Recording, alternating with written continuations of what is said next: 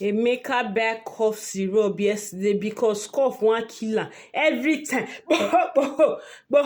E go dey use am dey disturb the whole area. This area nothing wey dem never buy give Emeka make e chop bitter kola. E say no, e say na garden egg na im want, na garden egg dey cure cough. Dem come force am now come buy cough syrup because say the cough syrup know say e no dey drink medicine, e no wan first drink am.